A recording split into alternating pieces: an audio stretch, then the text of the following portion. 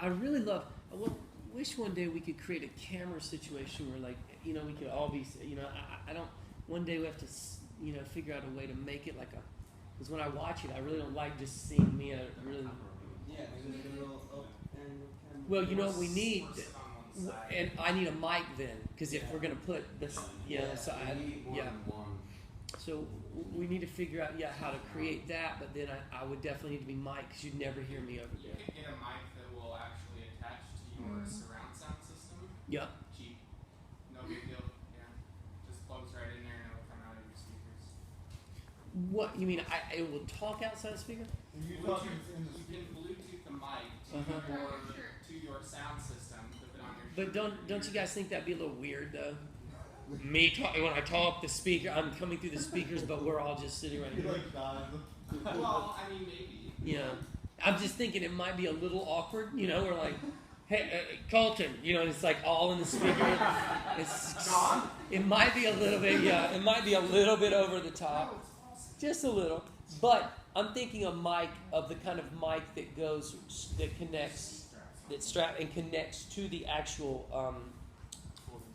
To the recording device. Yeah. Just like a headset. Basically, yeah. Absolutely. So Are you lip syncing this? That'd be great. If everything was going on and then I stopped talking and the music and you're like, what the fuck? This is bullshit. I pre-recorded all this. And it's not even my voice, it's like Deepak Chopra or something. I don't have to say anything, right? It's his voice, and I'm like, yes. You guys are like, you don't sound anything like you do when you're on the mic. It's weird. It's strange. It's so strange. Yes, it's weird when I talk. I have this Indian accent. I don't know why when the mic is on. Yeah, what's up with that shit, man? Okay. Let's let Shri inspire us a little bit today, right? I am the Radical I Am sessions. That's what we call these. I like that name, the Radical I Am sessions, because we get to get into some radical I Amness together. And I don't think anybody's more radical than Shri. He's a radical dude with his cigarette, sitting in his house in India. Going, so what? One of my favorite moments with him, you can hear? Because the book is obviously it's full of stories and conversations, but one of my favorite moments with him is the guy says to him, hey, why don't you do anything? Like, why aren't you out there teaching? Why don't you, leave this little you run a business where, you just sell furniture, right, and stuff. Why don't you go out there and share this wisdom? And he goes, why? And this is an interesting thing in and of itself. He's like, why? It wouldn't change anything. Everything is as it is. This is the human mind's dis-ease, that we believe that we can not only change things, but even more importantly, we believe that things are a problem, or that things are broken. And the way Shri sees it is that things aren't a problem. There's no problem. Nothing's broken. I know that's a radical viewpoint, because a lot of us would say, well, God, and again, the questioner is like, clearly things are broken. Clearly there's a problem. Clearly there's an issue. There's evil, there's rape, there's murder, there are problems. And Shri says, I don't see the problems. Everything that I see is as it is.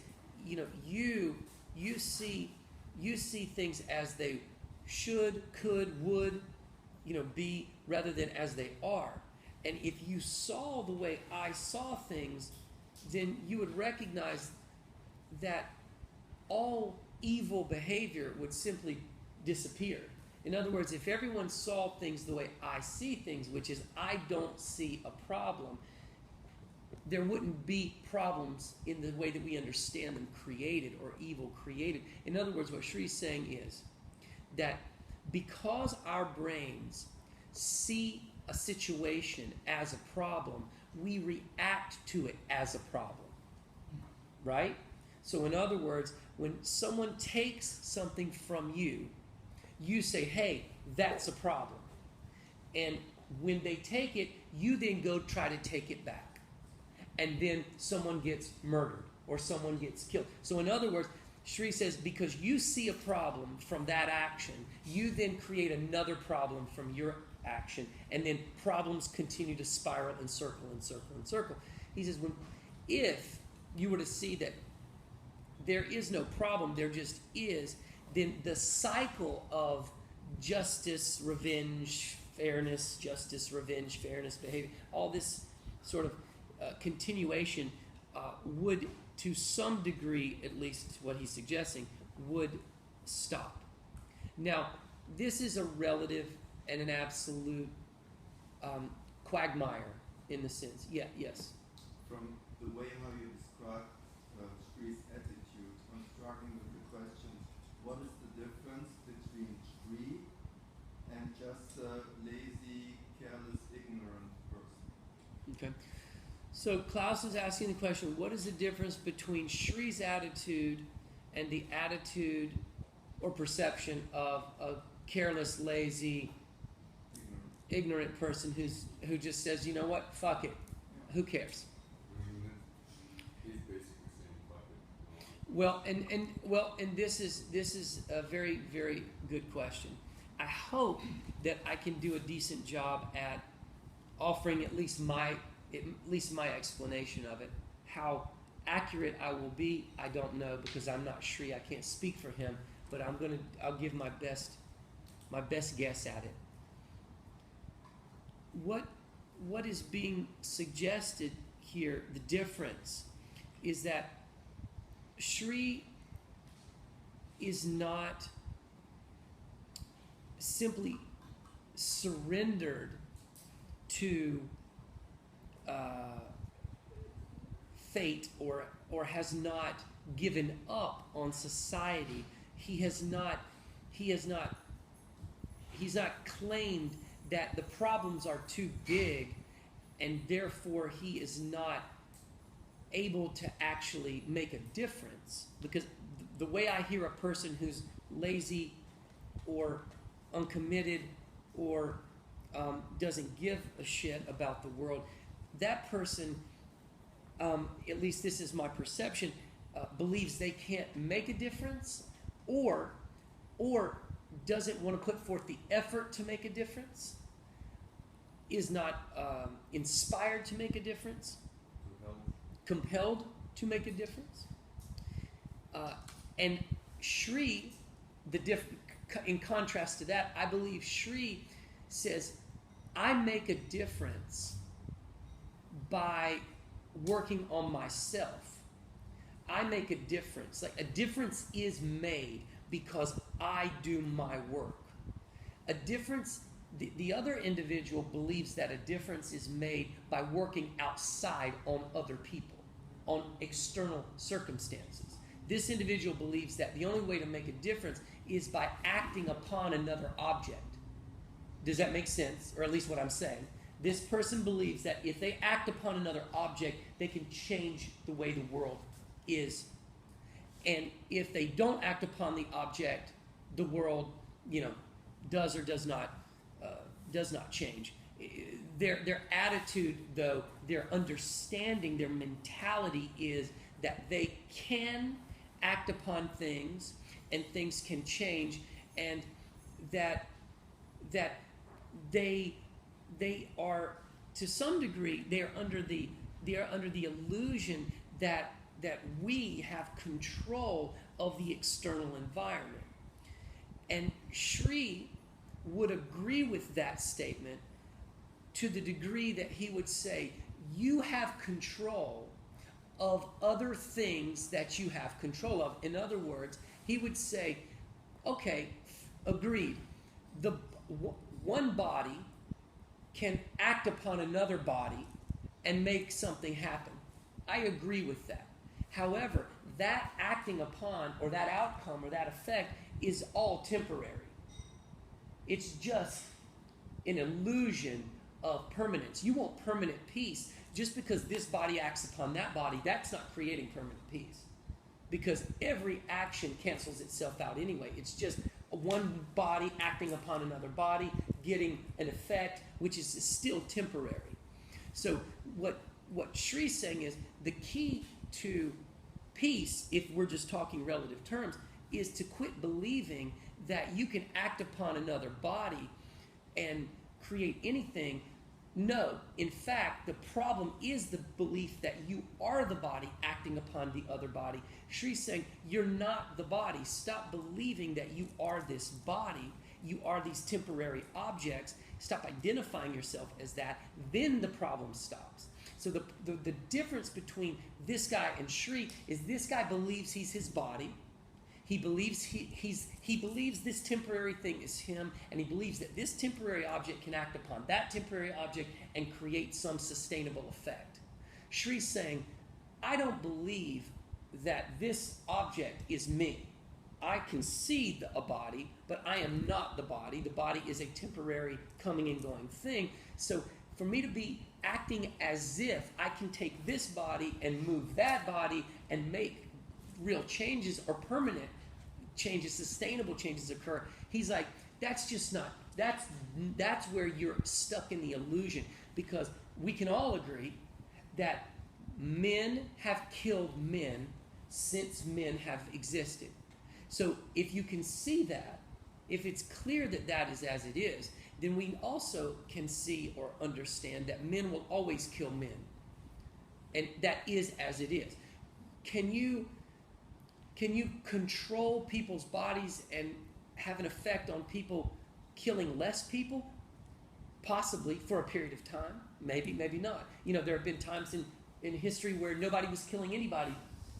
And then there were times when, you know, there was mass killings during world wars. So in other words, you know, all of these, the idea, Shree is not acting from this base nature belief that I am this body, and with this body I am able to control other bodies. He's saying that's the problem to begin with. So if you will stop believing that you are this lazy body that can't, that you know, and again, the person who says I can't, the person who says I don't give a fuck and I can't make a difference, they're not saying that because they're thinking like Shree is thinking. They're saying that because they believe in the illusion that they could make a difference, but they don't believe that they have the either power or the worth or the control to actually, you know, cause an effect. So the person who's acting over here is not doing this from a place of enlightenment or awakening or awareness. They're doing it from a place of ignorance and illusion. They're just like, you know, they don't give a fuck because they don't have the faith to give a fuck, or they don't believe that giving a fuck at the end of the day will make a difference, because they themselves have been somehow either beaten down from their own experience, from their own psychology. Somehow they've put themselves in a position where they don't believe they're in power, but not because they chose to not be in power, but because they are the victims of their environments and of their lives. Shree does not come from the place of being a victim. He says, no, in fact, not at all. I am not at all these physical things, so I cannot be a victim, I cannot be a hero, I cannot be any of that, because all of those things are concepts of the mind. Does that make sense? I mean, I know that was a lot of dialogue, and I know it was. I don't know if there's a single sentence going. Maybe It's the tricky. difference between a lazy person and this author that I'm actually not too familiar with yet.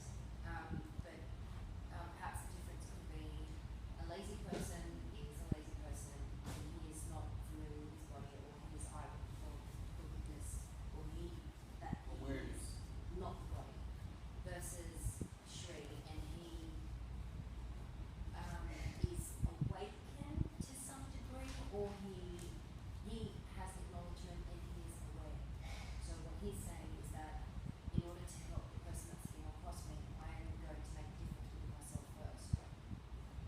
He's just not buying it. He's not buying into the fact that he himself could actually act upon this other person and do anything.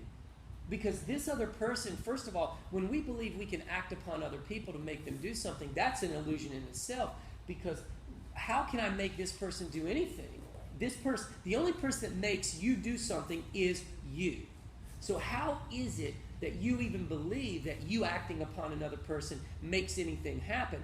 You don't act upon people and they do things. You act upon people and people choose to do things. I can act. You know, is that fair to say? I mean, I think it's fair to say that I think part of the human dis-ease of the mind right now is that we actually, in fact, believe that we can act upon another person and actually affect in some way what they do without their consent. She has to consent to everything I do. If I get angry at her, she has to agree to get angry back at me. If I don't show up on time for her somewhere, she has to choose to make a story about it as that I don't care about her or I don't love her. Right? I mean, every person in this room, when another person acts upon you, you get to make up what that means, and you get to also choose if you're going to respond to that or how you're going to, in some way, shape, or form, interact with it. So in other words, no one's ever doing anything to you, of course. No one's ever in control of you. People can control your body. I don't deny that. I could walk over to you. I could put your arms in cuffs, and I could make your body do something. That does not mean that I can make you do anything. I can move your body all around. I can beat it, kill it, cut it, anything I want to your body, but that does not mean I can do that to you. And as long as you believe that you are this body, everything someone does to this body, you make it personal. You make it mean you don't love me, you don't care about me, you're trying to harm me, you're late, so I'm not important. You're this, so I'm not. So the biggest issue here that we're addressing is the illusion that I am this body, and that because I am this body, because if I believe I'm this body, all I have to do is act upon another body who believes also that they are the body, and now we have conflict. Because all I got to do is walk up and hit one object with another object, and we're both buying into the whole story. Does that make sense? So, I don't know if this makes it more clear, but to me, instead of bringing even another person into it, the way I would see this is like a lazy person has an impulse to sit on the couch and eat a bag of potato chips. And regardless of the outcome of sitting on the couch and eating the potato chips, they do it because of the impulse. Shri would not sit on the couch and eat a bag of potato chips because of his state of awareness. He's saying, I know the effect of this choice, and I'm not willing to make that. Does that make sense? Like he's... Well, it does make sense in if you're looking at it from, like you said, sort of a Ken Wilber lines and a graph concept of evolution of consciousness. I think there's a place in consciousness where we get to where we become aware of how our actions affect other things.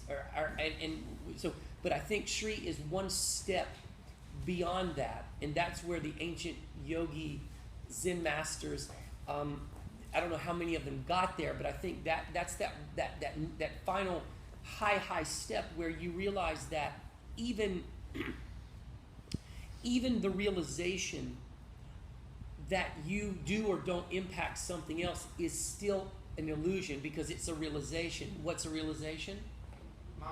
Mind. So there's even beyond that whole of if I do this, I realize it creates that, so I don't do this. I think there's that another awareness level, which is even what I believe, because again, if I do this and it creates that, and I decide that that's not right, I'm still applying a concept to right and wrong. Agreed? Right. So I'm still stuck Right. I'm still looping right and wrong, because I see that if I go this way, it creates that effect, and I go, I don't like that effect. So, but I'm still placing a value judgment on effect using my brain. So I think Shree's saying that's still the illusion of belief from the mind that we are able to, in some way, shape, or form, make the world around us better. Right? He's trying to say, I need you guys to stop believing that you can make the world around you better by acting upon objects outside of yourself. What he's suggesting is the only way to create the kind of change, the kind of peace that we all have in our minds, this idealistic peace, the only way that is created is through the breaking of the veil that is between our true selves and our false selves. As long as we believe that we are, again, the mind and the body, capable of affecting, controlling, and manipulating, and judging, and discerning right and wrong, we're always going to be in a cycle of conflict, because no human is capable of ever being able to discern true right and wrong, true good and bad, true, because it's always going to be in the person's individual subjective mental construct of what right and wrong is, good and bad is. So Shree's saying, when you strip all that away, all that's left is nature. Because gorillas don't think about what is right or wrong. They don't think about, they just simply move from a natural state of isness. So he's saying, how do we get to the isness if we keep on believing that we are a thisness or a thatness, when we're really the isness? So as tricky as this is, there's got to be and I get the relative concept here, because we're all in a relative world, and we're all going, hey man, look, if we want to make the house clean, like we're all living in this house together, if the floor is going to get swept, somebody's got to sweep the floor. Got it. The person, though, who believes that you can make people sweep the floors, you can shame people into sweeping the floors, you can guilt people into sweeping the floors, you can compel people into sweeping the floors, you can somehow externally affect someone's mind so that they go, I should sweep the floors.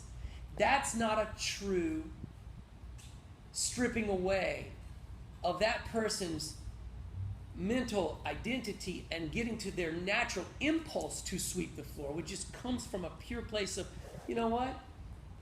It's just is what it needs. Just is what needs to happen. Just is. Not because well, the attitude is, well, if someone doesn't do it, I've got to do it, or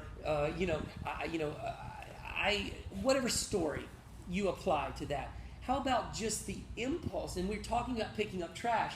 Again, you don't need to pick up trash because it makes the environment cleaner, because it's the right thing to do or the wrong thing to do, or because you need to practice being a good person. How about you just recognize that something is there, and then you just feel this, again, not an intellectual decision, but really an intuitive decision. Just,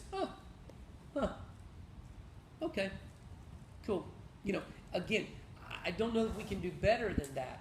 And I think we have a lot of scientists in this room, and we have a lot of artists in this room. And I think that the tricky part about being a scientist and being an artist because we've got to be able to share both sort of understandings. But if you're an engineer, scientist kind of thinker, things are practical. Things, if there have to be practical choices made. And the artist is looking at things from an abstract perspective, which is oftentimes why artists' rooms look like a hurricane hit them. Whereas an engineer's room or a science might look more structured. And, I know Einstein only wore the same clothes every single day. He only had the same color. He didn't want to have to decide, hey, what suit am I wearing today? So, his closet was apparently full of the same color, same outfit, just replications of the same thing. Because that's not where he wanted his brain. He didn't want to occupy his mind with those decisions. So, a person who's very much like that is more utilitarian in their nature.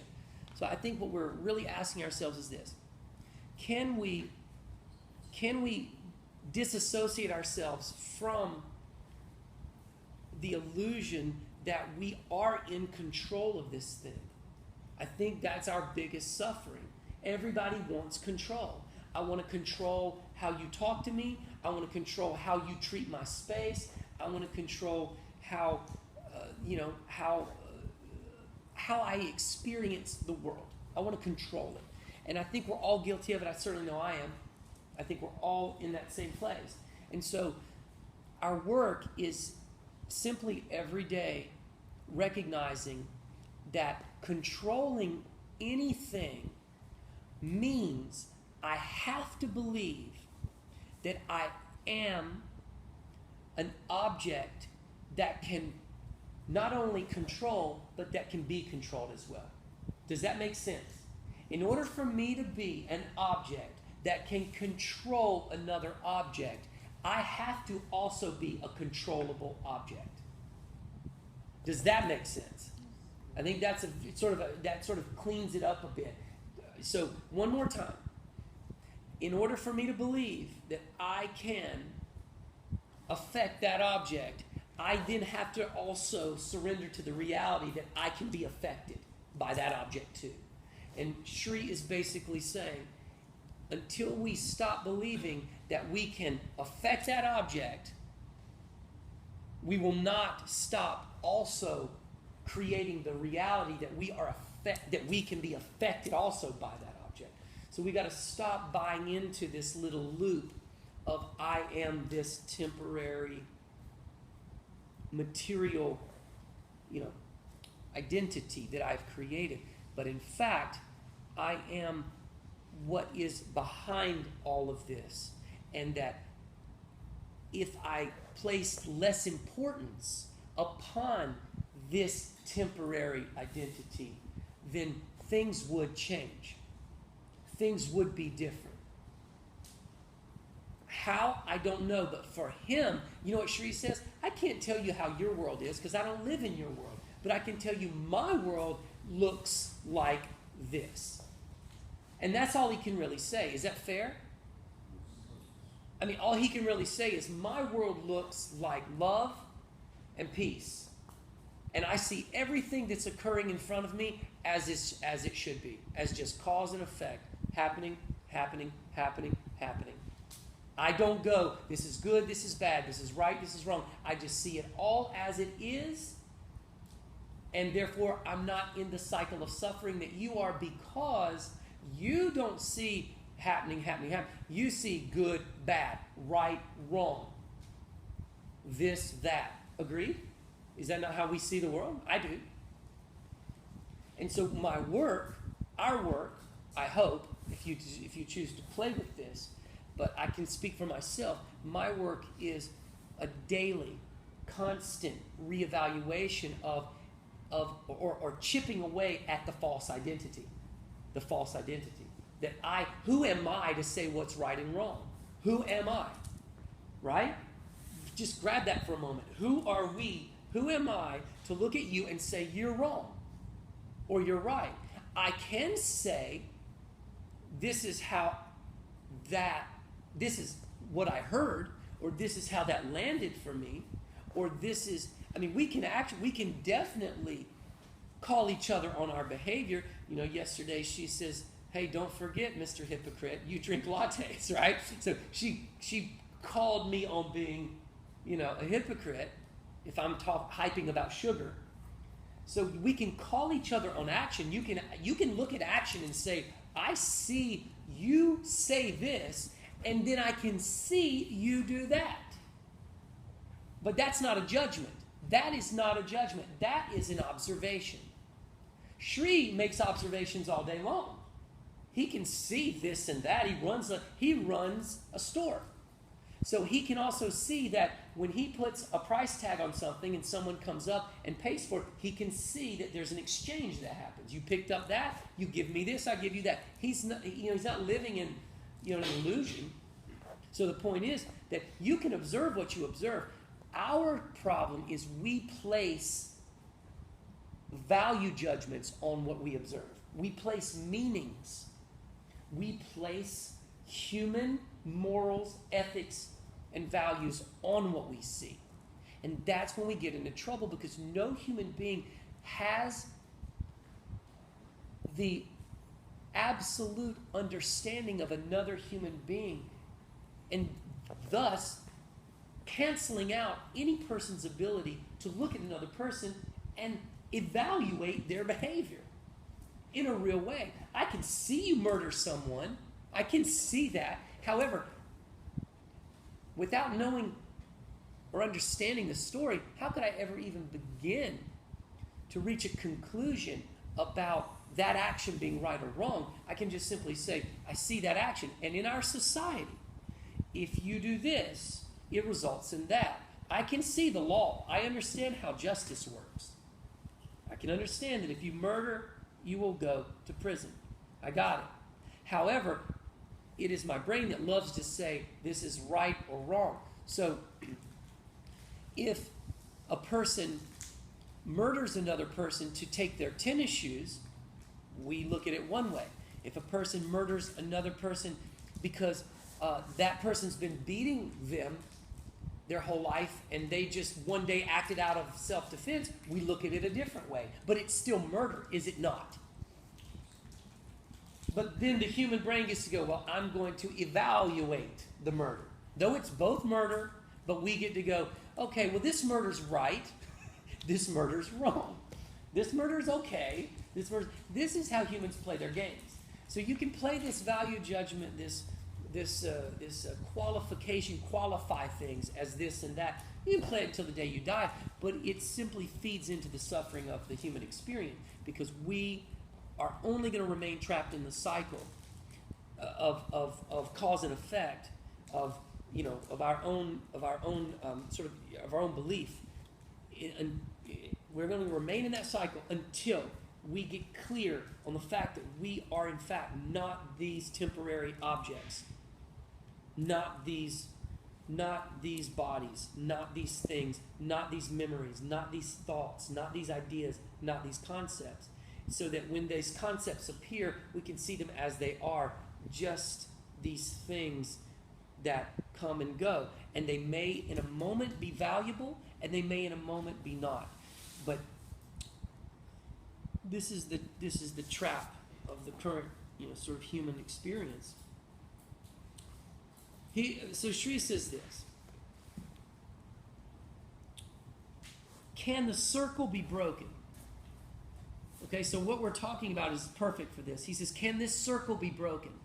Shri says, a false circle need not be broken. It is enough to see it as it is, non-existent. Did everybody get that? Yeah, if it's not a real concept in the first place, you just need to realize that it's not being at all. Right. It's just continuing altogether. Exactly. In other words, who makes the problem? We make the problem. Why? Because we believe it's a problem. He's basically saying when you stop identifying this as a problem, guess what?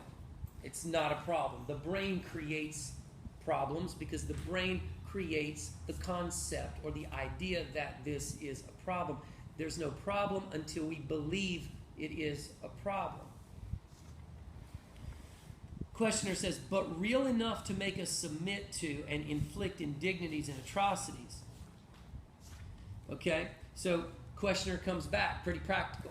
he says, well, you can say this problem is not real, but I see people murdering each other. That looks like a pretty real problem to me, right?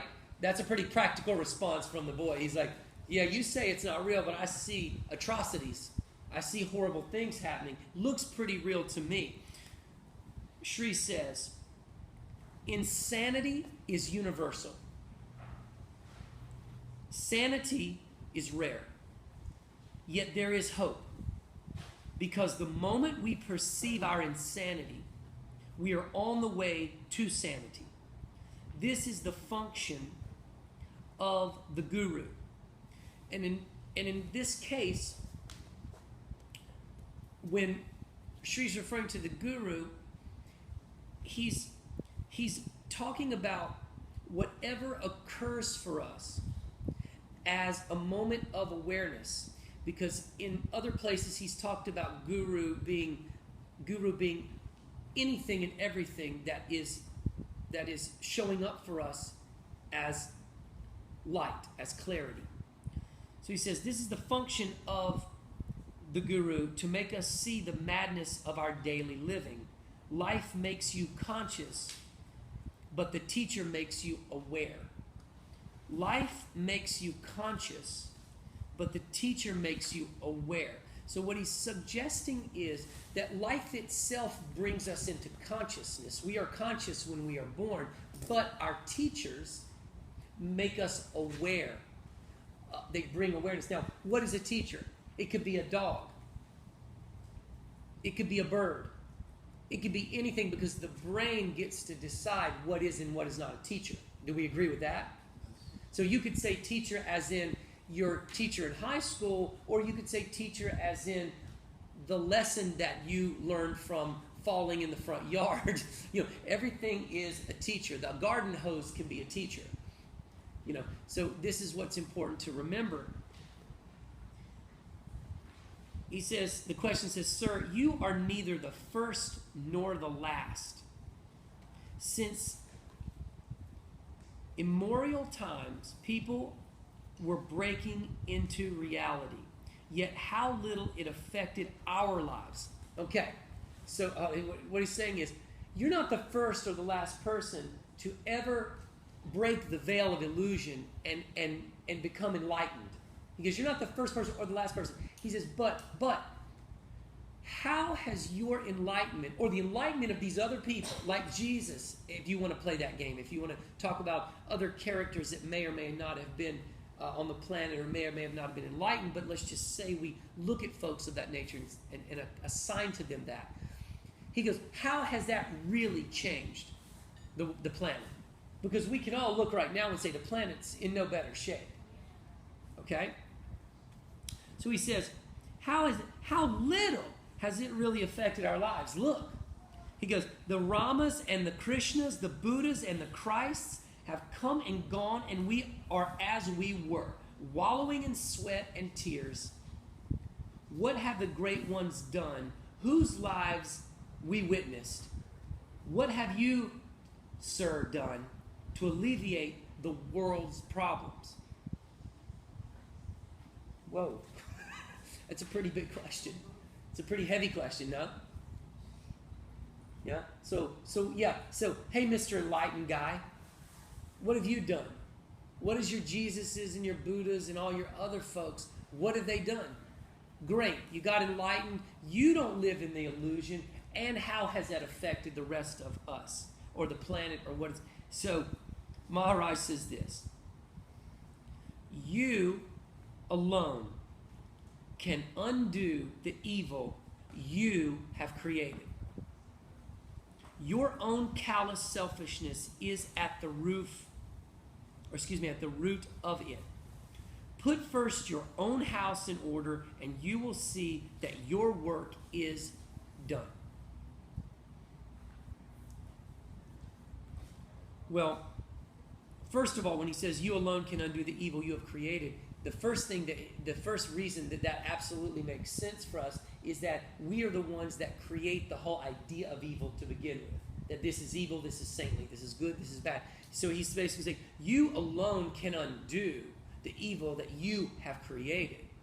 First thing is stop believing that you are this thing.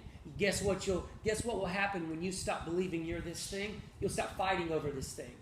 You'll stop killing this thing. You'll stop trying to punish this thing. You'll stop trying to shame this thing and guilt this thing and hurt this thing and imprison this thing and enslave this thing. Because this thing will have no value to you anymore the way that you have it now, right? The way we see our value right now is incredibly important. Do we agree on that at least? Can we all agree that we see ourselves as pretty damn important and that we really like our bodies, we really like to be alive, we really like our health, we really like our everything, and the more we really like it, the more we are really identified with it, and the more we are really affected when it changes or is taken or harmed or threatened. So what are we fighting about then? What's the evil? What's all the evil about? It's about taking so you can have, or fighting to protect so no one will take from you. It's just all this. Agreed? I mean, if you really break down our basic fights, what are they about? Just about survival. Survival of what? The illusion of this. The boy says, the men of wisdom and of love, the men of wisdom and of love who came before us did set themselves right, often at a tremendous cost. I mean, all of our prophets have been killed. You know, that's the irony of it all. I love when people say this. People go, you know what, when you really get it clear and pure and you clean it up and you break that illusion, you know,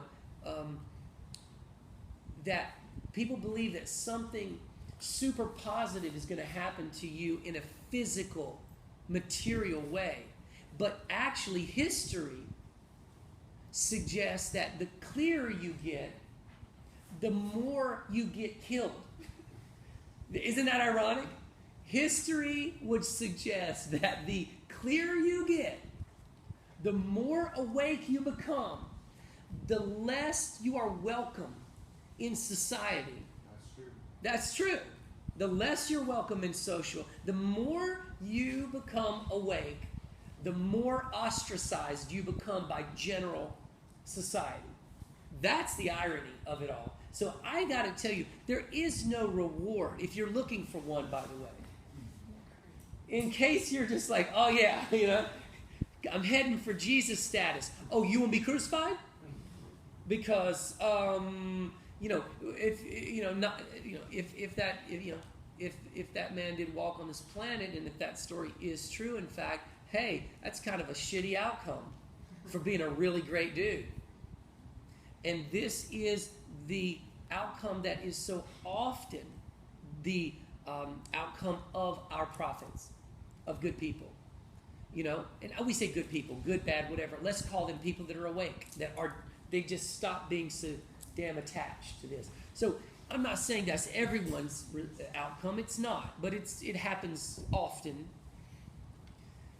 And I think we can all relate to, even in this room, I would even ask this question. How many of you guys in this room, as you are getting more and more awake in your life, as you're behaving in a more conscious way, how many of you guys are experiencing, because of that awakening, you're experiencing more and more resistance? I've lost a lot of friends. I've lost a lot of friends. Oh, okay, I thought you meant within like yourself. Well, certainly you can have that within, but I'm talking about externally. Yeah. Just like, how do people receive you as you? And this is what you got to be very careful of, because there's two ways to frame this. You can say, as I've gotten better, the people around me who have not gotten better don't like me. Because you can really play the douchebag in that. We talked about that this morning on the table. Yeah, it's really easy to go, well, now that I'm really awake and I got it figured out, and I notice that all the people around me that don't have it figured out, that are not awake, they seem to not like me. They seem to be, assholes to me. Well, you can say something and they'll just basically take the piss out of it. Right. What we're talking about here is framing it like this. If you become more and more awake, you will not be identifying people around you or the world around you as hostile to you. You will be simply seeing it as it is. It's not that people are becoming more hostile because they don't like your goodness or they don't like your clarity. People are more hostile when they experience something that is different than what they know. People don't like change. People don't like change. And people fear what they don't understand. They like to conform and have that hack mentality. People like to work together, right? People like people are socializable, so they like what they've learned in a social structure. And if you introduce something that contradicts that, it creates hostility, it creates fear and concern. So here's the thing. Are they turning into assholes? No. That's not it. They're just reacting. They're just reacting to something different. So it's Is that called inertia? well, one might say that's the inertia. You know, you're moving one way and they're resisting back the other. And they're projecting onto you. People can project on, but again, the more awake you become, the more you see it as that. You don't see it as people are stupid douchebags, which I know for an example, I'm completely guilty of making that statement pretty often. You know, but I say it more out of habit and more out of comedy and satire than I say it out of what I actually fundamentally understand and believe. I don't believe anybody is, because I'll say, you know, don't be an asshole, don't be a dick. What I really mean, you know, in that is that people, when they are afraid, when they are angry, when they become hostile, they project or they act out upon other people. And so, you know, for me, I see that in its truth, which is just they're afraid. We don't look at a dog that bites somebody because it's afraid as an asshole or a dick. We see it as an animal that doesn't feel safe. And we are nothing but an animal that feels safe or doesn't feel safe. We just have this value system that we throw at each other all the time and go, bitch, dick, ass, good, bad, wrong, right. So these are just words of sort of laziness, convenience. But really what I really mean is, just because you can do a handstand, when I say doesn't mean you're not an asshole, what of course I really mean is, just because you can do a handstand, this does not demonstrate that your work as a human being is progressing along. It only means that your physical body is progressing along. Now, if I said that, it wouldn't be a very cool t-shirt.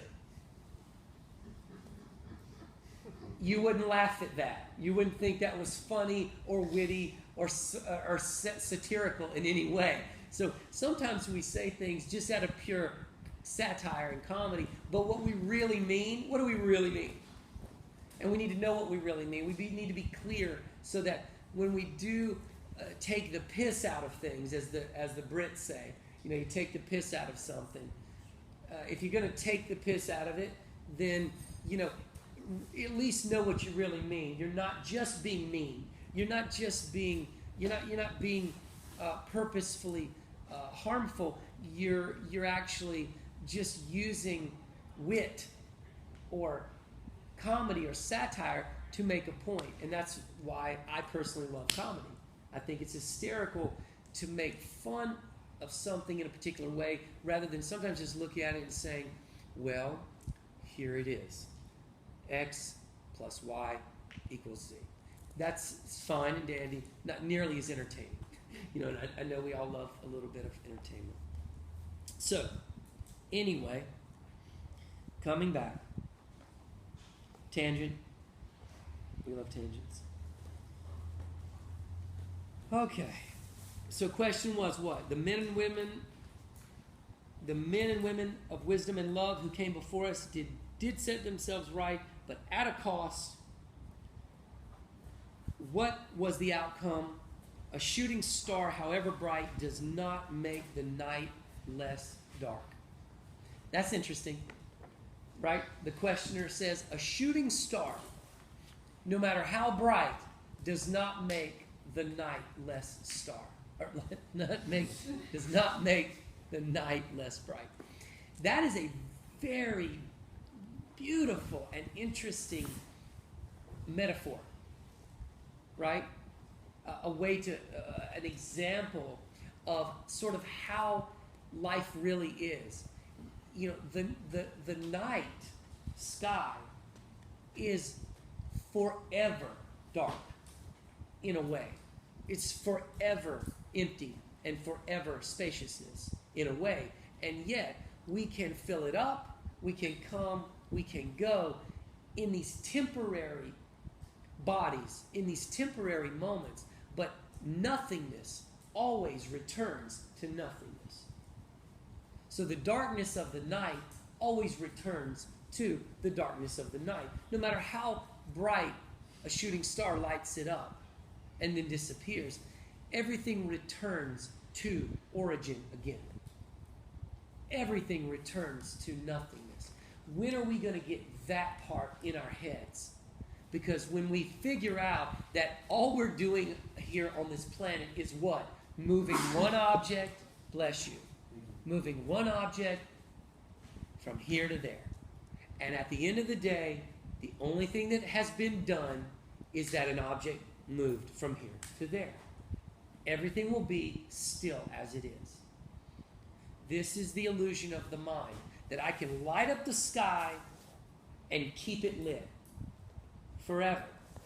And really, no, we are all just shooting stars that for a temporary moment cause a change, but not a permanent change.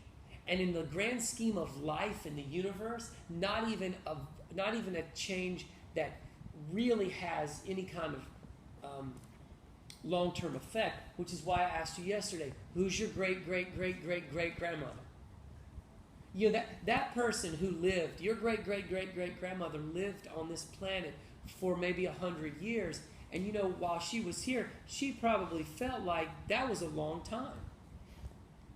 But now, X amount of years later, you don't even remember, discuss, or recall anything about that human being.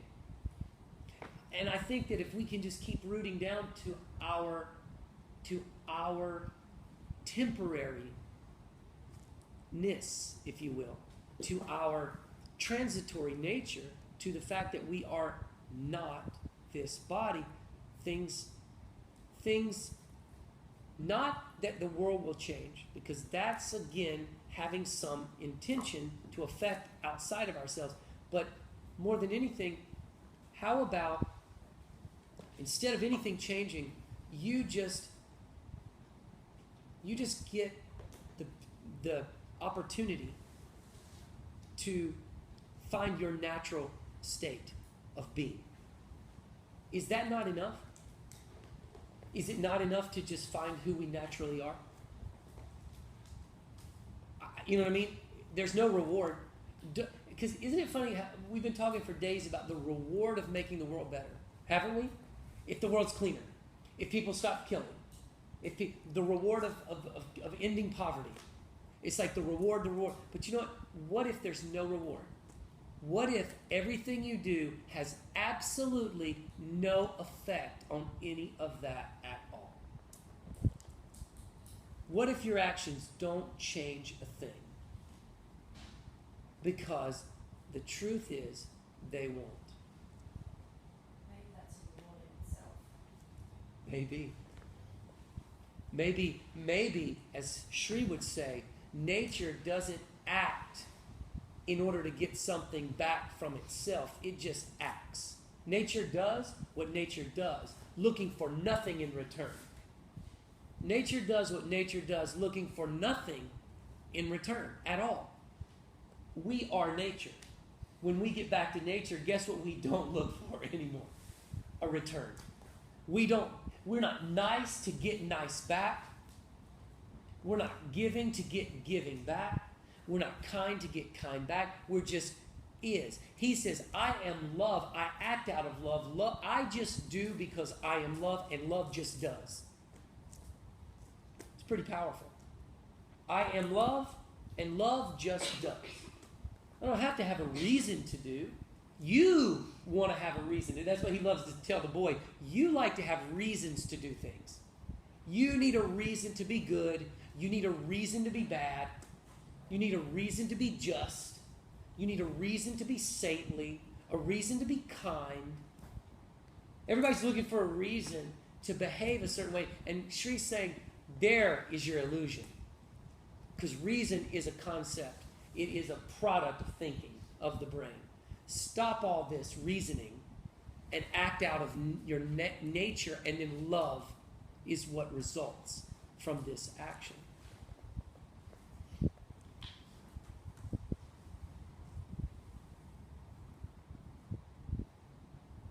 And that's the best we can do. And we're all trying to figure it out. It's heavy. This is heavy work.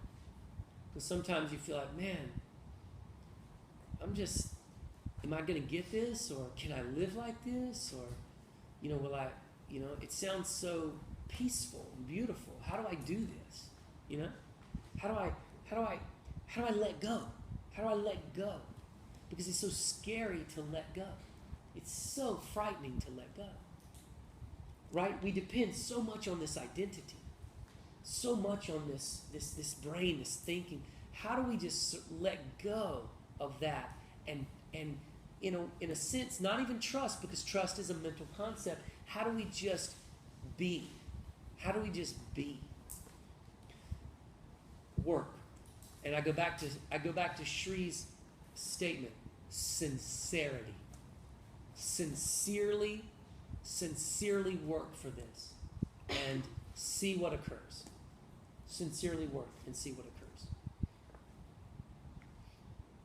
Let's just keep being sincere. All right. Good mind science today. So we'll get out tomorrow, and we'll get out. We'll come back tomorrow for another sesh. If you guys want to join us, thanks for being here. We are going to have Tony take us through class today. Yeah, Tony's going to